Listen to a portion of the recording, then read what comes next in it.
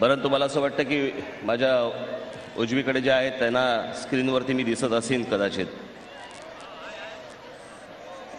आणि थोडंसं समजूनही घ्या. आता मी काही करू शकत नाही. आता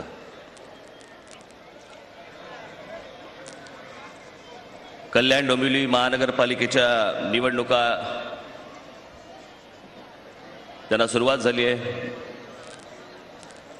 परवा दिवशी डोंबिवलीत एक सभा झाली. आज कल्याणमध्ये अजून 2 सभा आहेत माझ्या. 1 तारखेला मतदान आहे. मला अजून इतर कुठच्या पक्षाचे कोणी नेते दिसतच नाहीत भाषण करताना किंवा तुमच्या समोर येताना.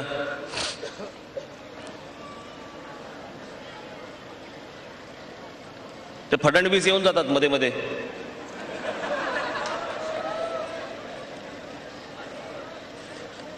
मध्यंतरी त्यांनी त्यांच्यासारखं एक गलेलठ्ठ पॅकेज जाहीर केलं.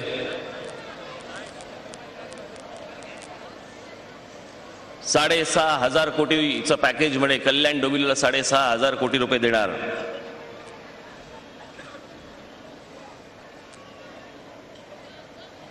म्हटलं मी पण जाहीर करतो. मी कल्याण डोंबिवलीला 10,000 कोटी रुपयांचा पॅकेज जाहीर करतो. काय येडे, कुठे कशाचा काय पत्ता नाही. साला हातात पैसे नाही. जाहीर करायला बापाचं काय जातंय आपल्या. तुम्ही आपले काही जाहीर केले, आकडे जाहीर केले की टाळ्या बडवायला सुरुवात.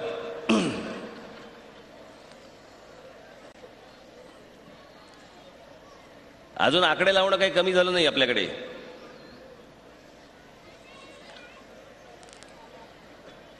पण मी माझ्या भाषणाची सुरुवात करण्याच्या अगोदर सगळ्यात महत्त्वाचा विषय मला आपल्याला जो सांगायचा आहे,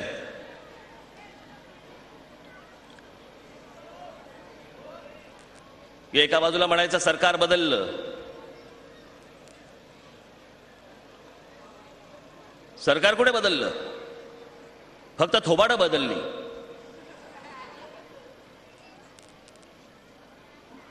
नवीन काही दिवस येत नाहीत, किंबहुना अजून वाईट दिवस येत आहेत. आणि अशा परिस्थितीमध्ये महागाईने सगळ्या गोष्टींचा भाव वाढलेत. सरकार नवीन येऊन देखील उपयोग काहीच नाही. आणि म्हणून मी त्या दिवशी या महागाईच्या विरोधामध्ये प्रत्येक ठिकाणी मी आंदोलनं करायला सांगितली. महाराष्ट्र नवनिर्माण सेनेच्या सगळ्या पदाधिकाऱ्यांना सांगितलं की जिथे जिथे असेल तिकडे तिकडे तुम्ही आंदोलनं केली पाहिजेत.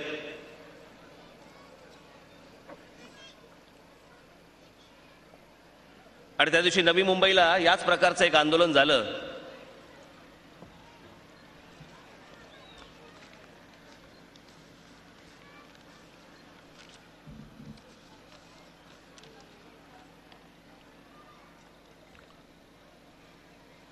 ते कोणी केलं यांना मी खास करून मला तुमच्या समोर त्यांना आणायचंय. आपले नवी मुंबईचे शहर अध्यक्ष गजानन काळे कुठे आहेत?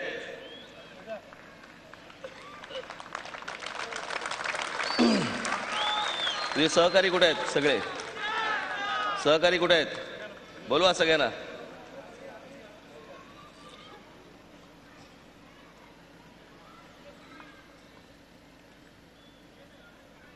आले का?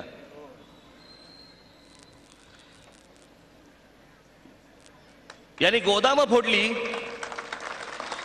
आणि 46 कोटी रुपयांचा अन्नधान्याचा साठा यांनी जप्त करून दिला पोलिसांच्या हातामध्ये. 46 कोटी.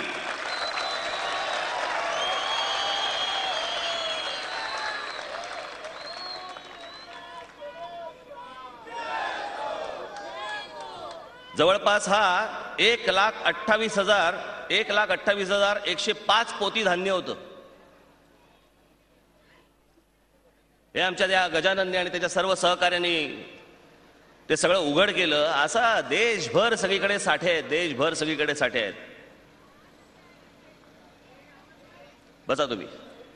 तुम्हाला सगळ्यांचे मला धन्यवाद द्यायचे आहेत. असंच लक्ष असू द्या तुमचं सगळ्यांचं आणि तुमचंही. हे नुसती सरकार बदलून काय होत नाहीत. साठेबाज पूर्वी देखील होते, आता देखील आहेत. अन्नधान्याचा तुटवडा तेव्हा देखील होता, आता देखील आहे. शेतकरी तेव्हाही आत्महत्या करत होते, आत्ताही करतायत.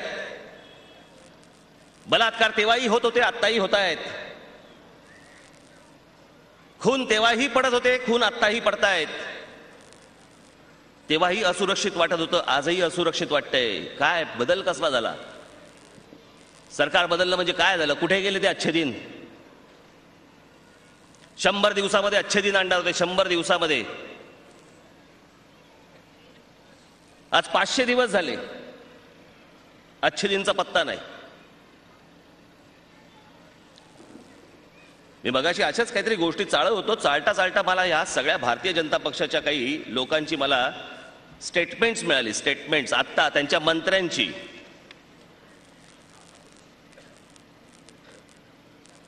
केंद्रीय खाण मंत्री नरेंद्र सिंग तोमर, भारतीय जनता पक्षाचे मंत्री, आत्ता केंद्रामध्ये आहेत. काय म्हणतायत? मला माहिती आहे की तुम्ही हसणार, कारण आम्हाला या गोष्टींचं गांभीर्यच नाही. काय रे बाबा, सांभाळून रे बाबा. कोणाला लागलं का रे? कोण चढलं त्याच्यावर? तो बरा आहे का? हा, तो बरा आहे ना? मग असे शॉक देत राहा इतरांना. नक्की ना रे, बरा आहे तो?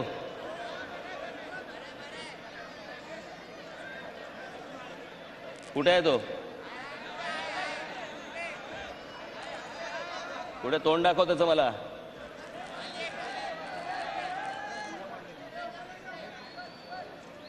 वेडे वाकडे कुठेतरी चढतात. छान, इलेक्ट्रिशियनच होता.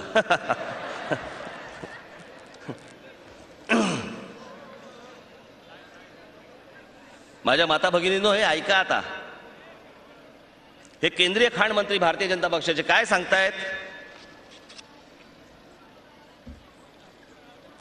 ज्या गोष्टी बोलून तुमच्याकडनं मतं मिळवली, या देशाकडनं मतं मिळवली, प्रत्येकाकडनं मतं मिळवली, स्वप्न दाखवून मतं मिळवली,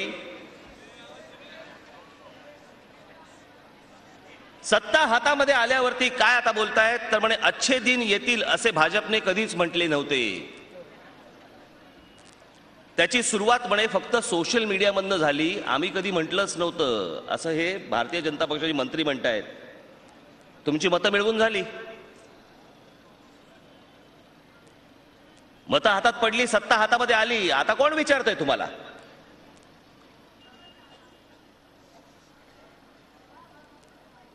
याच भारतीय जनता पक्षाची सगळी होर्डिंग्स लागली होती देशभर, अच्छे दिन आएंगे म्हणून. आणि त्यांचे मंत्री म्हणतात आम्ही कधी बोललो होतो असं. हे सत्य पूर्वीचे आणि हे सत्य नंतरचे, हे असे असतात. याच्यात एक नितीन गडकरींचं, एक कुठे गेलं नितीन गडकरींचं? हे बघा, सत्तेच्या आधी काय म्हणतात आणि सत्ता आल्यावरती काय म्हणतात.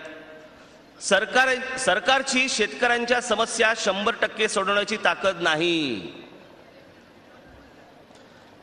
त्यामुळे शेतकऱ्यांनाच काहीतरी करावे लागेल, आपले कर्तृत्व स्वतःलाच दाखवावे लागेल. सगळंच फुकटात मिळणार नाही, सरकार मदत करेल ती केवळ 2%. सरकार यायच्या आधी काय बोलत होते आणि हातात सत्ता आल्यानंतर हे काय बोलतायत की अजिबात मदत मिळणार नाही, मिळाली तर 2% मिळेल. जे काय मिळवायचे ते स्वकर्तृत्वावरती मिळवा. वा रे वा. मग आधी ज्या थापा मारल्यात त्याचं काय? म्हणून मी म्हटलं ना, थापांना पर्यायी शब्द म्हणजे भाजपा. हे आता जे सांगतायत 6,500 कोटी रुपयांचं पॅकेज देणार म्हणून, त्या दिवशी मी बोलल्यानंतर हे सगळं सुरुवात झाली. आता महाराष्ट्रभर पेट्रोल आणि डिझेलवरती कर लावलाय. पेट्रोल आणि डिझेलवरती कर लावलाय कशासाठी? तर दुष्काळग्रस्तांसाठी. ज्या वेळेला मी इथेच माझा कल्याणमध्ये मेळावा झाला होता त्यावेळेला मी म्हटलं होतं की तुम्ही कर लावतात, पेट्रोल आणि डिझेलचे भाव वाढवतात का? तर दुष्काळग्रस्तांना देण्यासाठी म्हणून. दुष्काळ कुठे आहे? दुष्काळ तर पहिला जाहीर करा. आता दुष्काळासाठी म्हणून आता दुष्काळ जाहीर केला. आता त्याच्यानंतर आता दुष्काळ जाहीर केल्यावरती जर समजा तुम्हाला दुष्काळासाठी जर पैसे हवे असतील आणि म्हणून तुम्ही डिझेल आणि पेट्रोलचे भाव वाढवणार असाल, याचा अर्थ तुमच्याकडे पैसे नाहीत. मग देवेंद्र फडणवीस, तुम्ही 6,500 कोटी रुपये कल्याण डोंबिवलीला कुठून देणार आहात? कुठच्या खिशातनं देणार आहात?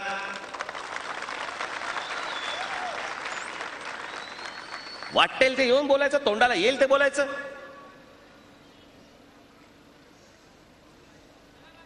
काही बोलतायत निवडणुकीच्या तोंडावरती.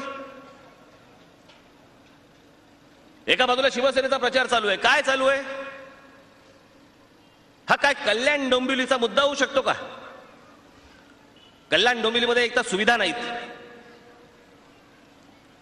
ज्या सांगितलेल्या गोष्टी आणल्या नाहीत.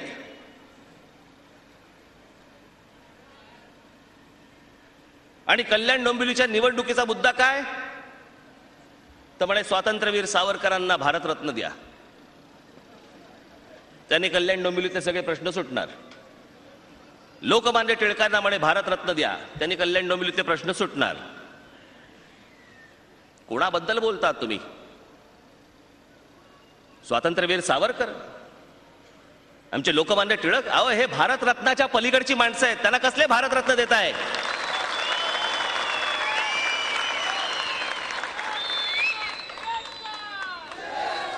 देशामध्ये फक्त एक असतो स्वातंत्र्यवीर, देशामध्ये एक असतो लोकमान्य.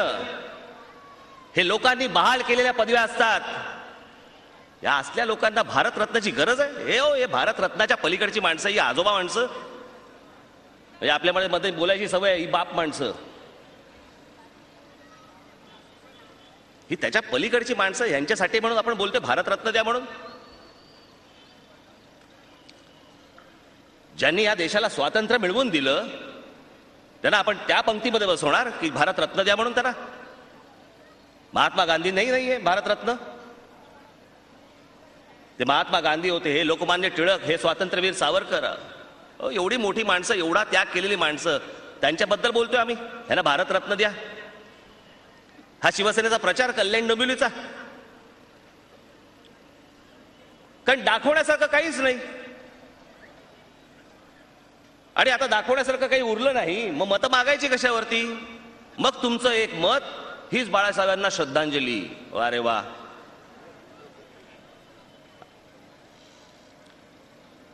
कामं केली नाहीत आणि आमच्या स्वर्गीय माननीय बाळासाहेबांचं नाव घेऊन आता तुम्ही मतं मागायला लागलात. सांगितलेल्या गोष्टी कोणत्या होत्या त्याची यादी पण आहे.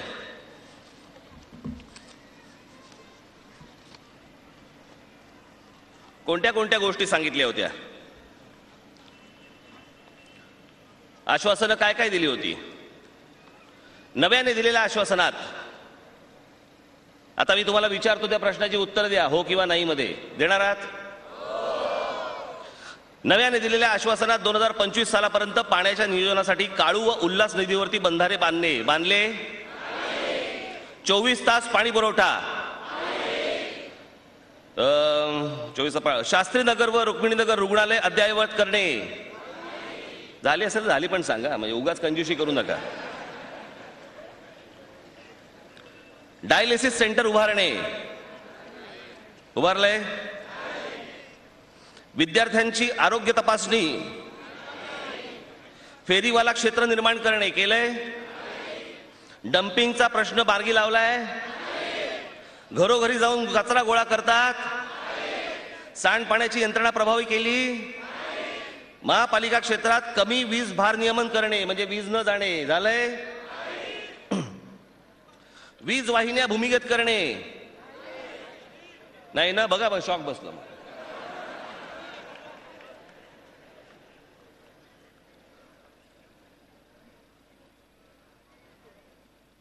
जुन्या चाळींसाठी एसआरए योजना लागू केली. म्हाडाच्या धर्तीवरती स्वस्त घर मिळाली. अरे मग मी काय वाचतोय? काही जर झालं नसेल, हे कोणत्या तोंडाने येतात परत तुमच्याकडे बाबांनो?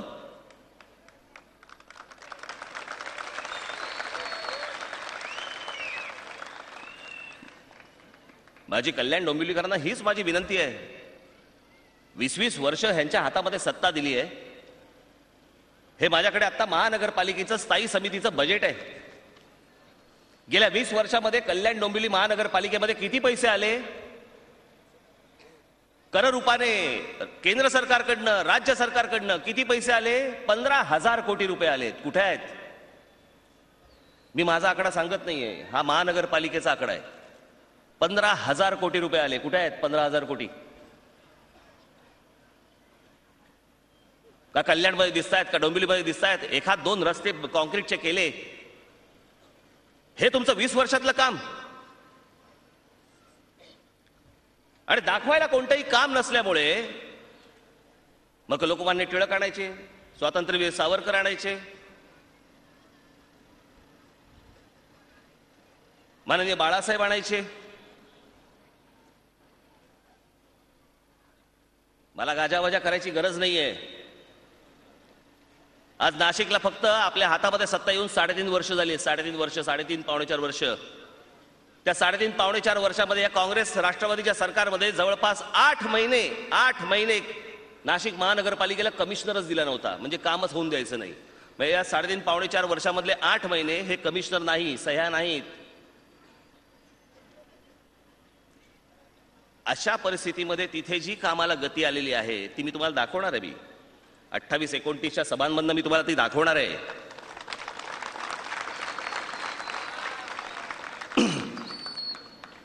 त्या तिथे आपण एक जुन्या शस्त्रांचं, शिवकालीन शस्त्रांचं, पेशवेकालीन शस्त्रांचं आपण एक मोठं म्युझियम करतोय. इंटरनॅशनल क्वालिटीचं म्युझियम, आंतरराष्ट्रीय दर्जाचं एक म्युझियम आपण तिकडे करतो. त्या म्युझियमला मी स्वर्गीय माननीय बाळासाहेब ठाकरे यांचं नाव देणार आहे. त्या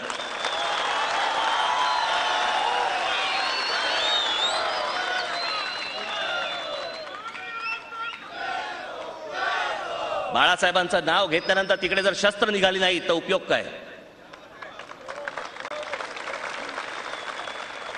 त्यांच्या नावाने स्मारक हे असंच असलं पाहिजे जिथे शस्त्रच दिसली पाहिजेत.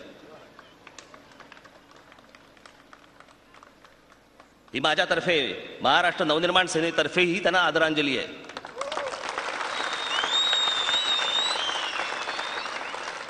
बाकीच्यांसारखं नाही भंपकपणा.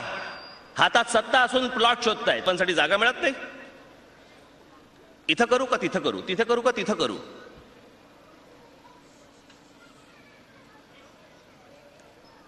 हे कसला हिंदुत्ववाद वगैरे सांगताय आता?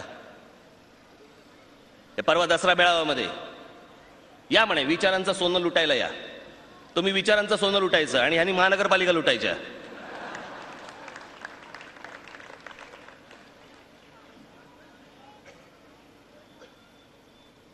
या आत्ता गोष्टी आठवत आहेत. मंदिर वही बनाएंगे, तारीख देत आहेत म्हणे, माहित नाही कधी बनाएंगे. मग जा एकदा विचारा, सत्तेत आहात ना. त्या नरेंद्र मोदींबरोबर तिकडे मंत्रिपदाची खुर्ची उपभोगताय ना. मग जा त्या एकदा नरेंद्र मोदींना जाऊन विचारा, कधी मंदिर बांधणार आहात? इतक्या लोकांचा आजपर्यंत बळी गेला, ते मंदिर कधी उभा राहणार आहे? एकदा सांगा आम्हाला. जा एकदा विचारा. बाहेरून कसले बोलताय?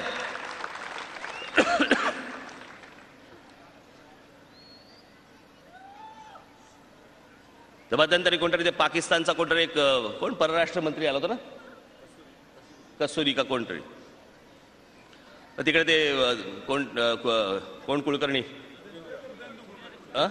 सुधींद्र कुलकर्णी, त्यांच्या तोंडाला काय काळं फासलं.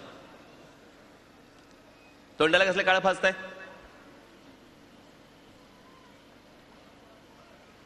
हे तोंडाला काळं फासणे काय आपलं काम आहे का? त्याने काय झालं? त्याचा कार्यक्रम पूर्ण झाला. त्या कार्यक्रमात जाऊन त्याच्या कानफडात आवाज काढायला पाहिजे होता. तिकडे जाऊन शाई कसली मारताय त्याला?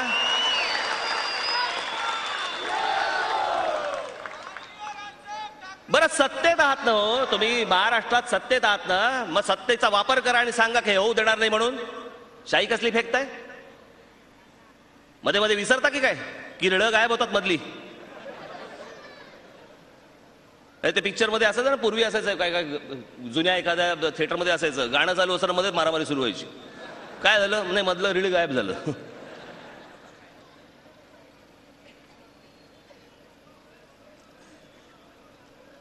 केंद्रामध्ये सत्तेत आहेत, राज्यामध्ये सत्तेत आहेत, महानगरपालिकात सत्तेत आहेत. बाहेर कसली आंदोलन करताय? वापर करा सत्तेचा. आणि सांगा की नाही होऊ देणार, म्हणून येऊ देणार नाही, क्रिकेटची मॅच होऊ देणार नाही. अरे काय चाललंय, बालिशपणा. अटल बिहारी वाजपेयींच्या सरकारमध्ये समझोता एक्सप्रेस सुरू झाली. रोज पाकिस्तानातनं भारतात येते आणि भारतातनं पाकिस्तानात जाते. पाकिस्तानातले लोक इथे भारतामध्ये येतात, परत जातात माहित नाही. जा ती ट्रेन अडवून दाखवा, ती समझोता एक्सप्रेस एकदा बंद करून दाखवा. हातात सत्ता आहे ना, मंत्रिपद आहेत ना तुमच्या हातामध्ये, समझोता एक्सप्रेस बंद करून दाखवा. दिल्ली लाहोर बस सेवा आहे, एनडीएच्या काळातच सुरू झाली. लाहोर दिल्ली बस सेवा. इथून बसने लोक लाहोरला जातात, लाहोरवरनं बसने इथे येतात, भारतात येतात. पण परत लाहोरला जातात की नाही माहित नाही. जा ती बस सेवा बंद करून दाखवा. काळी कसलं फासताय, सत्ता आहे ना हातामध्ये. ही सगळी वरवरच्या गोष्टी फक्त मतांसाठी फक्त करायच्या.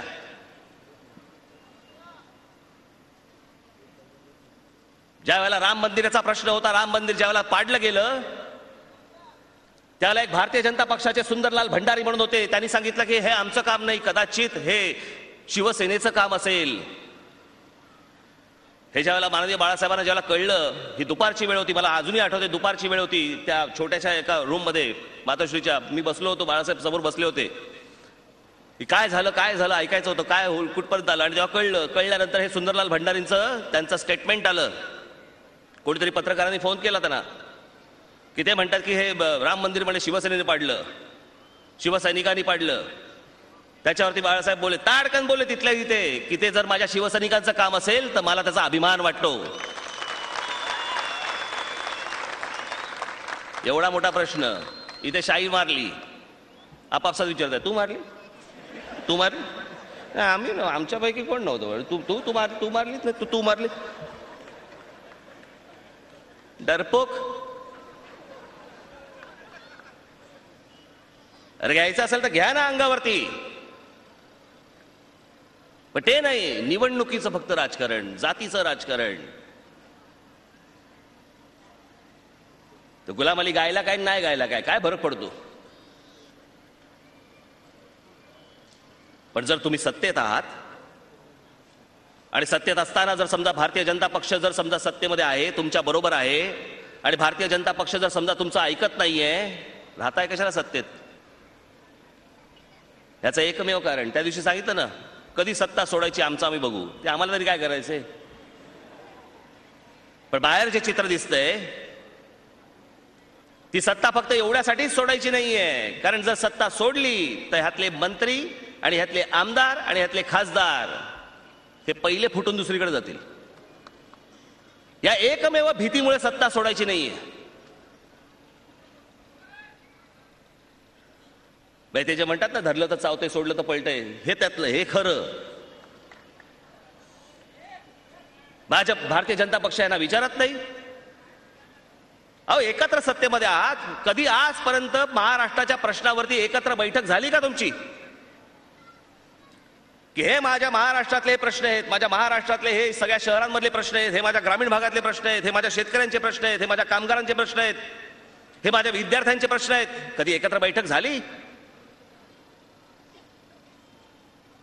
शिवसेनेचे मंत्री आजपर्यंत काय करत होते? 1 वर्ष झालं काय केलं जरा सांगा. काही नाही, सांगण्यासारखं काही नाहीच आहे.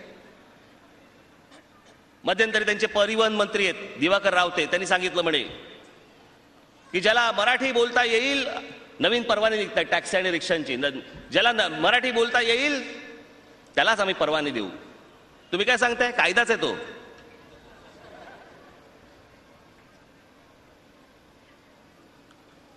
हा कायदा असेल, ज्याला मराठी बोलता येईल त्याला परवाने मिळतील, हा कायदा आहे. माझं असं म्हणणं आहे, ज्याला मराठी बोलता येईल नाही, जो मराठी असेल त्यालाच हे रिक्षा आणि टॅक्सीचे परवाने मिळाले पाहिजेत. बोलता येईल काय बोलता येईल? आता माझ्याकडे यादी आलेली आहे. गेल्या 2 वर्षामध्ये जे टॅक्सी रिक्षांमध्ये जे माणसं भरली गेली, त्याच्यामधले जवळपास 65% लोकांना जे परवाने दिलेत सगळे परप्रांतातले आहेत. त्यातले जवळपास 30% बांगलादेशातले आहेत. अहो पाकिस्तान राहू देत, मी काल परवा दिवशी डोंबिवलीला बोललो ना, पाकिस्तान राहू देत बाजूला, आपल्या घरात जे शिरलेत आतमध्ये ना त्यांना कसे आवरणार आहात? या महाराष्ट्रामध्ये असे अनेक मुस्लिम मोहल्ले आहेत की त्या मुस्लिम मोहल्ल्यांमध्ये अनेक देशद्रोही कारवाया सुरू आहेत. हे जे आपल्या भारतामध्ये जे काही बॉम्बस्फोट वगैरे घडतात त्यातले बरेचसे हे त्या भागात असतात. तिथे कोण येतं, पाकिस्तानात येतं, बांगलादेशात येतं, कोण येतं, कुठून येतं माहित नाही.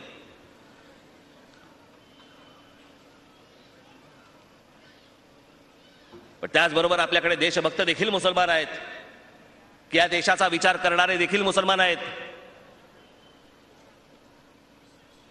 पण ही पिल्लावळ जर नष्ट करायची असेल, जी देशद्रोहाची पिल्लावळ नष्ट करायची असेल, अरे एकदा करून टाका ना, एकदा कोम्बिंग ऑपरेशन आहे ना हातात सत्ता, वरवर कशाला बोलताय?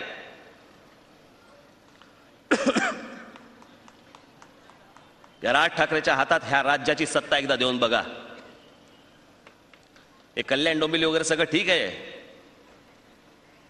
हे प्रश्न सोडवणं कठीण नाही बाबांनो, फक्त लागते त्याला इच्छाशक्ती. हे तुम्हाला मनातनं आतमधून करावं असं वाटलं पाहिजे की नाही हे शक्य आहे.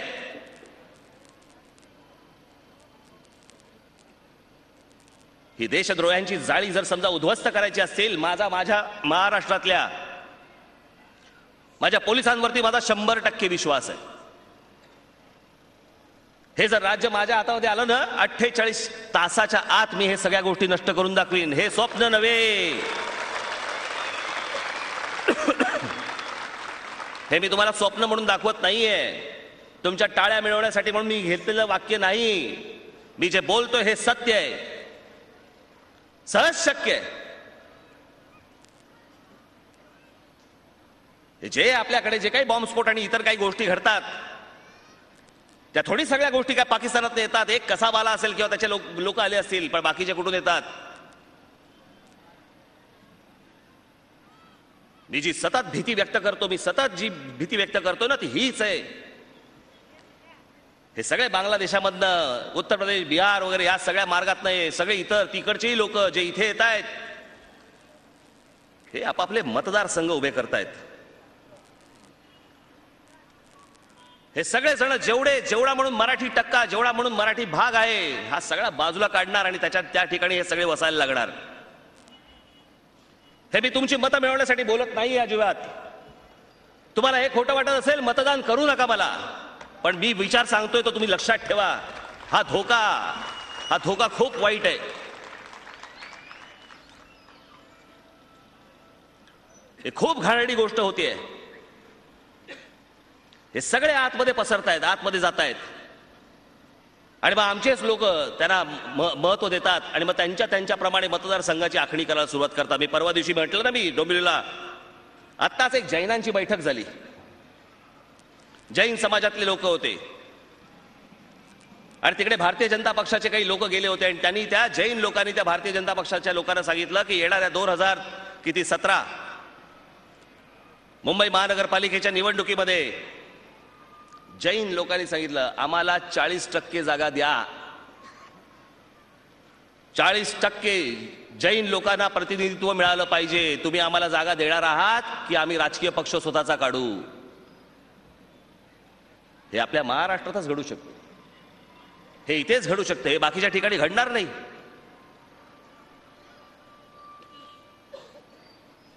हे कशामुळे घडतं? हे एकाच गोष्टीमुळे घडतं. अनेकदा मी ही गोष्ट जेव्हा सांगत आलो ना, ज्यावेळेला विवेक सत्ता आणि दंड सत्ता ज्यावेळेला बेसावध राहतात त्यावेळेला असल्या गोष्टी घडतात.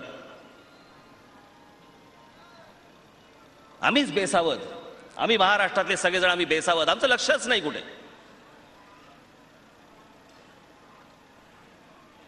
मी नेहमी एक गोष्ट सांगत आलो की तो अल्लाउद्दीन खिलजी 1293 भारतामध्ये आला.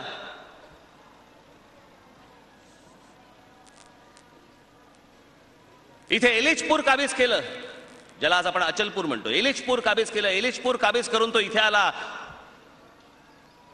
आणि आमची राजधानी, या राजधानीचा आमचा राजा, महाराष्ट्राचा राजा रामदेव यादव आज शिरला. त्या देवगिरी किल्ल्याचं वर्णन, तो देवगिरी किल्ला, त्याचं वर्णन बाबासाहेब पुरंदरेने इतका अप्रतिम करून ठेवलेलं आहे. त्याने देवगिरी किल्ल्याचं वर्णन कसं केलं, मी स्वतः पाहिलाय तो देवगिरी किल्ला. आणि कसं वर्णन केलं त्यांनी की सीतेच्या हृदयात रावणाला जाणं जितकं कठीण होतं तेवढं देवगिरी किल्ल्यामध्ये मोगलांना शिरणं कठीण होतं.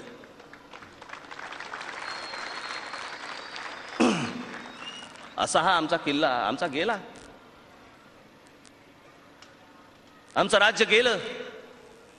आमचं लक्ष नव्हतं की आमच्यापर्यंत हे सगळा शत्रू आलेला आहे, आतमध्ये घुसलेला आहे, आमच्या राज्यात आलेला आहे. आमचं लक्ष नाही आहे. एके दिवशी कळलं, आमची सत्ताच गेली, सगळं उद्ध्वस्त झालं. आमच्या आया बहिणींवरती बलात्कार होत गेले, अत्याचार वाढले. हे तेव्हाच सगळ्या गोष्टी घडायला लागतात. कधी घडतात? ज्यावेळेला विवेक सत्ता आणि दंड सत्ता हे ज्यावेळेला बेसावत असतात त्यावेळेला ह्या सगळ्या गोष्टी घडायला लागतात. आणि तीच परिस्थिती आज महाराष्ट्रामध्ये आहे. आमच्या शहरांकडे लक्ष नाहीये. कल्याण डोंबिवलीमध्ये कोण शिरते माहित नाही, मुंबईत कोण शिरते माहित नाही, ठाण्यात कोण शिरते माहित नाही, पुण्यात आम्ही नाशिकमध्ये कोण शिरते माहित नाही, नागपुरात कोण शिरते माहित नाही. आणि या सगळ्या लोकांची आज केंद्रात सत्ता, राज्यात सत्ता, महानगरपालिकेत सत्ता, आणि तुम्ही बाहेर बोंबलताय, तुम्ही आंदोलन करताय.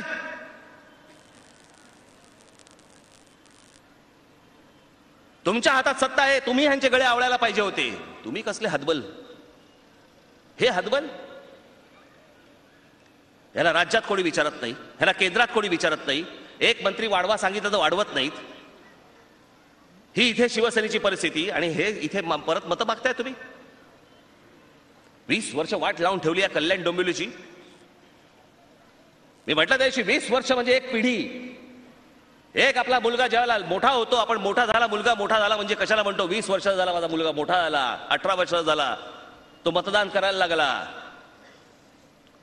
म्हणता म्हणता आमची मुलं मोठी होतात, 20 वर्षाची होतात. 20 वर्ष म्हणजे एक पिढी बर्बाद केली आहे. आणि आम्ही काय नाही, आम्ही ह्या फक्त भावनेच्या आहारी जातो आणि आम्ही यांना मतदान करत बसतो 20-20 वर्ष. आता कशा गोष्टीला सुरुवात झालेली आहे सगळ्या परिस्थितीमध्ये, याचं मी प्रेझेंटेशन तुम्हाला देणार आहे 28 तारखेला इथे. की फक्त 3.5 वर्ष, आणि तुम्ही ठरवायचंय, कल्याण डोंबिवलीच्या लोकांनी, जनतेने, माझ्या बंधू भगिनींनी ठरवायचंय, मातांनी ठरवायचंय की जर 3.5 वर्षात ती गोष्ट होऊ शकते, मग 20 वर्षात काय गोष्ट घडू शकत. सत्य आहे.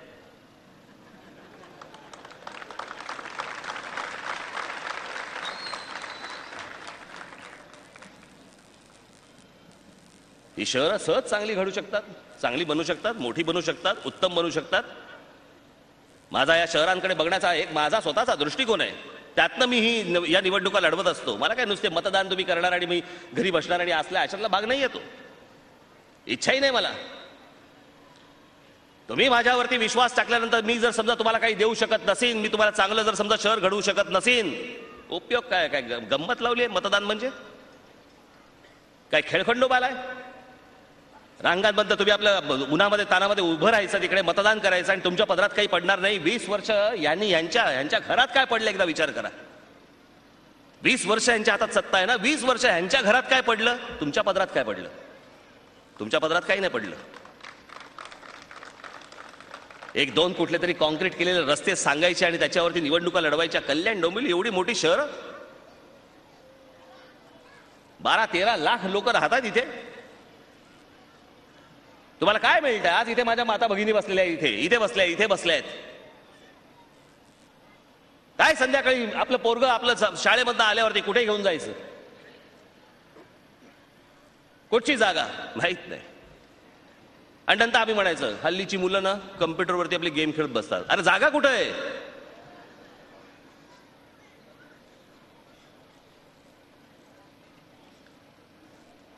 या सगळ्या सुविधा मी तुम्हाला द्यायला तयार आहे, पण तुम्हाला संपूर्ण विश्वास टाकावा लागेल माझ्यावरती. माझ्या हातामध्ये तुम्हाला संपूर्ण सत्ता द्यावी लागेल, तर ह्या सगळ्या गोष्टी घडतील, अन्यथा नाही घडू शकत. आणि परत जर पूर्वीचाच पाडा जर समजा तुम्हाला वाचायचा असेल कल्याण डोंबिवलीकरांना, तर तुमचं आयुष्य तुम्हाला लख लाभो. त्यातनं काही घडणार नाही. फक्त टेंडरमधनं पैसे खाणे, कॉन्ट्रॅक्टरकडनं पैसे घेत राहणे, आणि निवडणुकीच्या तोंडावर फक्त काहीतरी भावना प्रधान काहीतरी काही भावनेला हात घालणाऱ्या काही गोष्टी फक्त बोलत राहणे आणि त्याच्यावरती आमची मतं मिळवणे. तुम्ही आता वाचलात हे सगळ्या गोष्टी. हे अमित शहांचं बघा काय बोलले ते, म्हणजे तुम्हाला कळेल मी काय म्हणतोय ते कशी लोक आहेत. हिंदुस्थानला जगातील अव्वल क्रमांकाचा देश बनवण्याचे आमच्या सरकारचे उद्दिष्ट आहे. म्हणजे काय? अच्छे दिन. हिंदुस्थानला जगातील अव्वल क्रमांकाचा देश बनवण्याचे आमचे सरकारचे उद्दिष्ट आहे. हे काम 5 वर्षात होऊ शकत नाही. अच्छे दिनचे स्वप्न साकार होण्यासाठी 5 नाही तर 25 वर्ष लागतील. घ्या घालून.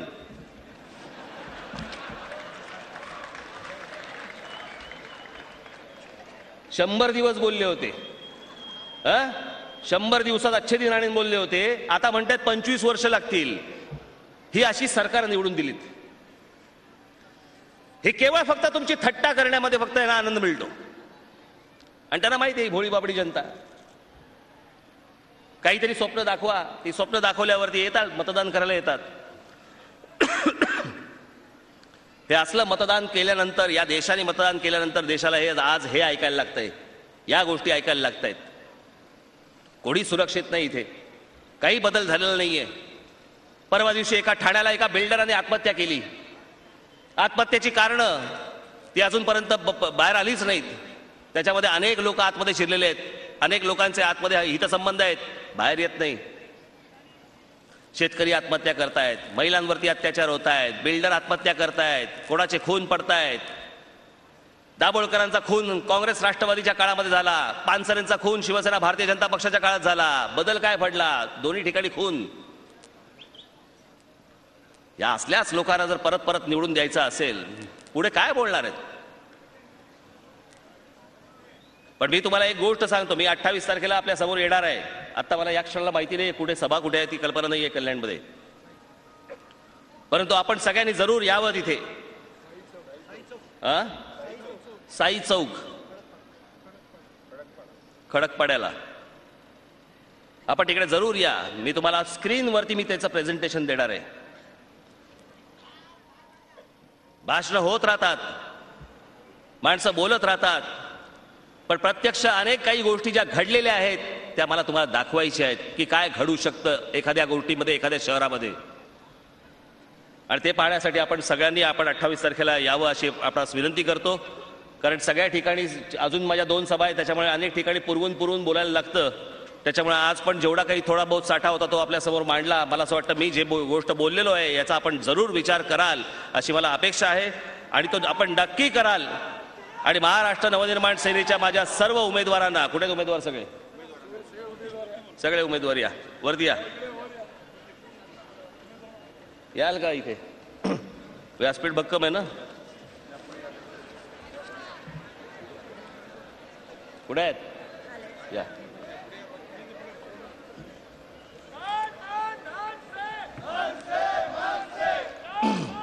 कुठे आहेत?